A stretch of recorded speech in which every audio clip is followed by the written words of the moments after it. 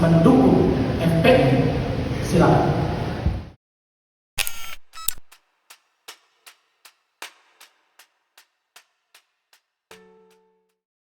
Jangan cuma berani di sosmed nih, samping orangnya langsung. Baik Pak Anies, kita akan ada beberapa segmen untuk desak Anies. Kita langsung masuk ke segmen yang pertama. Segmen pertama adalah segmen di mana Nis sering dikaitkan dengan FPI. Masya Allah, baru mulai udah langsung begini. Gak bisa bikin MC santai gitu Pak. Tegang Pak Anies, tegang saya juga ikut tegang gitu. Saya ulang Pak Anies sering dikaitkan dengan FPI dan punya kedekatan dengan HRS. Apakah Pak Anies mendukung FPI? Silakan. Saya dekat dengan semua organisasi yang ada di Jakarta, baik yang berbasis agama Islam, Kristen, Hindu, Buddha, semua saya jangkau. Dan ketika periode kampanye 2016-2017, saya mengunjungi tokoh-tokoh agama semua. Tetapi hanya kunjungan ke FPI yang menjadi berita yang luar biasa besar. Ketika saya bertemu dengan komunitas Katolik, komunitas Hindu, komunitas Buddha, itu tidak menjadi exposure yang besar.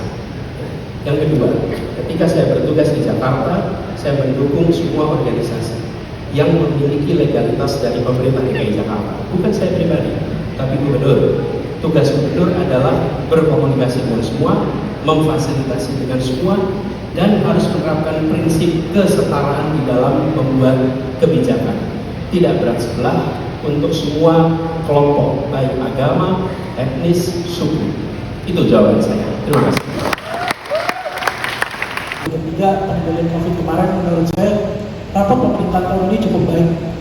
Dan jeleknya pemimpin-pemimpin Indonesia, menurut saya, itu selalu melakukan perubahan yang dimana start dari nol lagi. Jadi sehingga kita ini masyarakat bingung gitu, arahnya tidak melanjutkan, tidak memperbaiki, bahkan tidak mendevelop, tapi berubah dari nol lagi. Dan menurut saya itu sangat sayang sih. Itu sih pertanyaan pertama. Sama pertanyaan kedua Pak, kalau Bapak jadi presiden, mungkin nggak akan ada coffee morning dengan presiden-presiden sebelumnya? Karena saya lihat ini jeleknya di Indonesia juga, setiap presiden terpilih, ketika dia sudah selesai jadi presiden ya, dia mementingkan politiknya masing-masing, tapi tidak mementingkan negara. Itu aja Pak.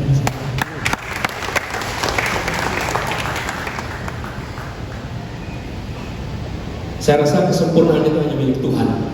Dan kita tidak berhak mengklaim sempurna. Akan selalu ada ruang untuk perbaikan, perubahan. Dan jawaban paling sederhana adalah sektor-sektor yang sangat mendasar kepada kebutuhan publik, itulah agenda perubahan yang paling utama. Di mana? Sektor pertanian, sektor peternakan, sektor perkebunan, sektor perikanan. Di empat itu, sampai dengan hari ini pupuk terus-menerus menjadi masalah. Harga pangan di rumah-rumah masih terus mahal. Bicara tentang peternakan menengah kecil berguguran, berjatuhan. Bicara tentang perikanan, tanya kepada para nelayan bagaimana kondisi hidupnya, berat sekali. Bicara tentang perkebunan, sama. Tata niaga di sana belum tersentuh. Bila kita ingin harga yang mahal dan tetap mahal, kebutuhan pokok yang tetap tertinggi, kemudian pasokan tertinggi, maka tidak ada perubahan. Tapi bila itu yang lebih murah, maka izinkan kami melakukan perubahan untuk aspek itu.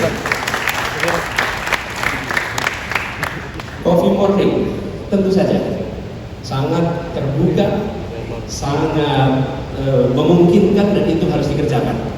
Yang penting yang mau diundang datang. Kadang-kadang sering problemnya bukan pada pengundang, problemnya ada pada yang diundang. Karena itu kami berharap nanti setelah selesai, presiden yang sudah selesai mengabdi berkenan untuk hadir dalam undangan presiden yang berikutnya. Terima kasih. Saran dari saya Pak, selain Presiden Republik Indonesia juga coffee morning juga dengan Presiden FIFA Pak, untuk mengklarifikasi semua polemik yang terjadi ya Pak. Kalau FIFA sih malah friendly kelihatannya. Iya, friendly. Nanti kita undang ketua PSSI juga. Si paling berani. Gokil. Oke, berikutnya. Saya Retas, ada kalau tadi satu tapi saya izin tiga Pak Anies. Satu. Yang pertama Ini soal bergaining. Pak Anies tidak bergaining. Pak Anies tidak memiliki partai politik, tidak memiliki organisasi massa yang cukup besar, dan tidak memiliki kapital yang cukup.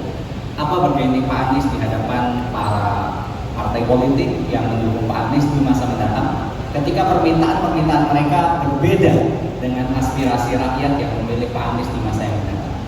Yang kedua, Cukup Mas satu. boleh Pak Anies? Boleh. Yang kedua, Pak Anies selalu Kalau saya sudah Nah, terserah editor nanti boleh pakai apa.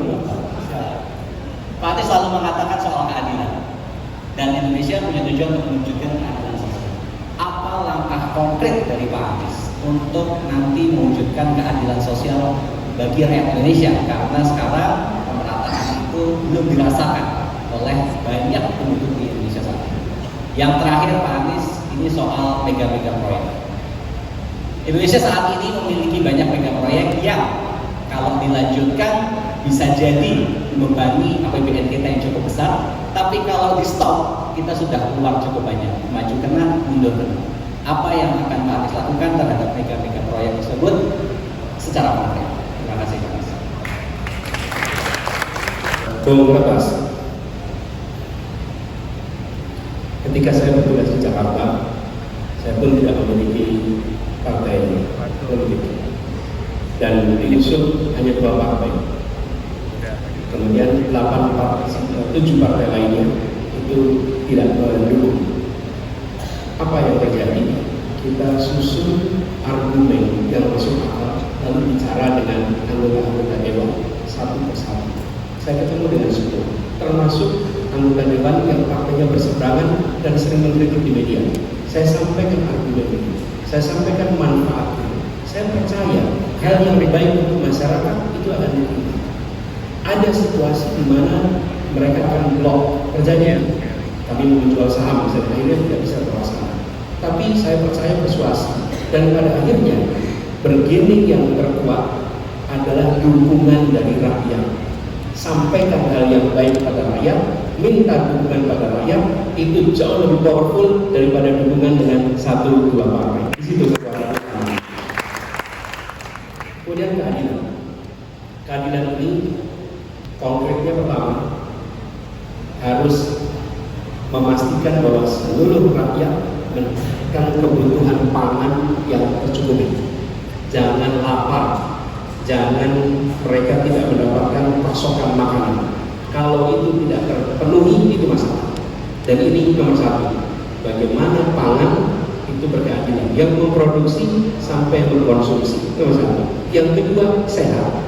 Sehat itu artinya akses fasilitas kesehatan yang merata dan bantuan untuk hidup sehat dari mulai ibu mengandung sampai dengan lansia, dan itu bisa dikerjakan oleh negara. Yang ketiga, pendidikan yang berkualitas sampai tuntas, dan yang keempat adalah membuka akses lapangan pekerjaan di tempat-tempat yang biasanya tidak ada akses pekerjaan. Di situ konsep keadilan dilaksanakan. Terakhir, soal mega proyek. Ini bukan selera, ini uang rakyat, dan dibiayai dengan uang rakyat. Karena itu saya akan katakan ada 4 prinsip. 1, harus berkeadilan.